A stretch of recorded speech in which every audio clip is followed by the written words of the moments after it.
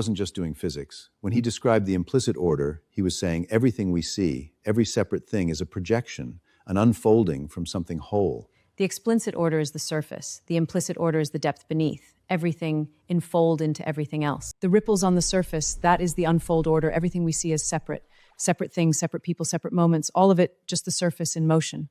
And beneath all the ripples, the same body of water, undivided, moving everywhere at once. That is what Bohm meant, the depth beneath every separate thing. Bohm called the fundamental nature of reality flow, not things, not particles.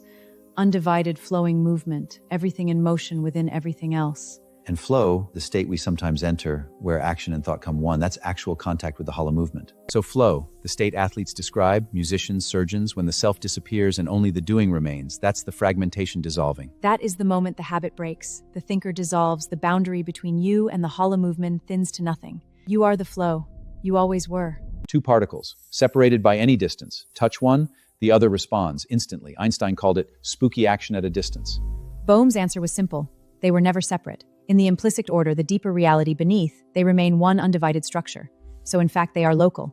Then why do we experience ourselves as separate? Why does the illusion hold so completely? Bohm called it fragmentation. A habit of thought so deeply conditioned we take it for reality. We slice the hollow movement into pieces and then forget we made the cuts. We built an entire civilization on the cuts. The mystics arrived at this through silence and practice. The physicists arrived through mathematics and experiment. Bohm was the rare mind who saw they were describing the same territory. Matter, consciousness, meaning, not three things, one movement. The ripple doesn't know it's the ocean, but the ocean knows it's the ripple. So when someone enters flow, a dancer, a chess player, a surgeon, and the self disappears, that isn't a performance peak. That is the fragmentation dissolving. They are briefly the whole movement again. To live in flow is not an achievement, it is a return, a remembering of what we never stopped being, beneath the habit of thinking ourselves separate. So consciousness isn't separate from the implicit order. It's not an observer standing outside of it. It's participating, folding back into it.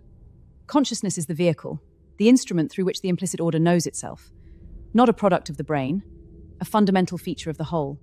This is how Bohm saw reality at its foundation. One movement, undivided. The fragmentation was never in reality. It was only ever in how we learned to look at it.